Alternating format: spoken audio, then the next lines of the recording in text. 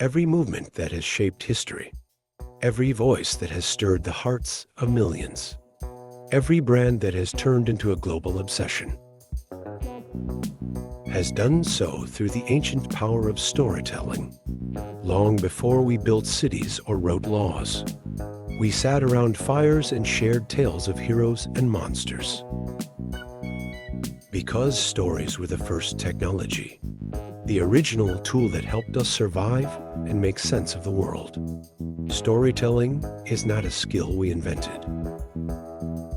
It is a neurological instinct, a function embedded deep within the architecture of the human brain. When you hear someone tell a good story, your brain doesn't just understand it, it feels it, it simulates it. This is because of a phenomenon called neural coupling, where the brain activity of the speaker and the listener starts to synchronize, as if two minds are temporarily dancing to the same rhythm. During a story, areas responsible for language, emotion, and even movement all activate together, as if the brain is reliving the events instead of just hearing them. You don't just hear a story, you enter it. You become a part of it. You experience it from the inside out. And when a story contains emotional content, the brain releases oxytocin, a hormone that increases trust, social bonding, and empathy. This is why we feel connected to people we've never met, why we cry during movies, and why we believe those who can make us feel something real. The brain doesn't respond strongly to raw facts or bullet points. But when those facts are wrapped in a narrative, they become memorable. They become powerful. Studies show that people are more likely to remember a story than a list of data, even if that data is more objectively useful. And when it comes to influence, memory is power, because what people remember shapes what they believe, and what they believe shapes how they act. In one experiment, participants were asked to donate to a cause. One version used statistics to explain the problem. Another told the story of a single child affected by it. The emotional story led to significantly more donations. This is called the identifiable victim effect, and it proves that emotion, not logic, drives human behavior.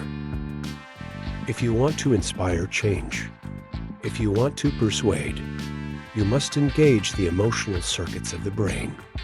And the most effective way to do that is through narrative. But not just any story will do. The most influential stories follow a universal structure. A character faces conflict, overcomes adversity, and experiences transformation. This is known as the hero's journey, a narrative arc found in myth, religion, film, and literature, across every culture and time period. Why does this structure work? Because it mirrors the structure of our own psychological growth. We see ourselves in the struggle. We imagine our own transformation, and we feel pulled into the journey. When you tell a story that follows this pattern, you are not just entertaining, you are creating identification. And identification is the gateway to influence. The brain starts to mirror the character, to adopt their beliefs, to feel their motivations as if they were our own. And in doing so, becomes more open to new ideas, new behaviors, new action. This is why great leaders are always great storytellers. Martin Luther King didn't just describe a future. He painted a vivid picture of it. He told a story that allowed people to imagine themselves in that future. And that vision was so emotionally compelling. Millions followed him into it. Storytelling is not about making things up. It's about shaping meaning.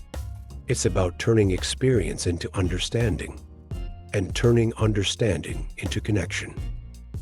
You do not have to be a writer. You do not need perfect grammar. You just need emotional truth and the courage to share it with structure and intention. The stories you tell about yourself, your past, your values, and your future determine how others see you, but more importantly, they determine how you see yourself. Your identity, your confidence, your resilience are all shaped by the narrative you repeat in your own mind. So if you want to become more influential, start by rewriting your internal story. Transform the narrative from one of limitation into one of strength and growth. Share that story and shape how others perceive what is possible for them. Because influence is not about control. It is about resonance. Creating a message that feels so true, others cannot help but carry it forward. So the next time you want to make a point, don't just explain. Don't just instruct. Tell a story that feels personal, yet universal. A story that moves from conflict to resolution. A story that offers meaning, not just information. And in doing so, you will reach deeper than logic ever could, into the parts of the brain where true change begins.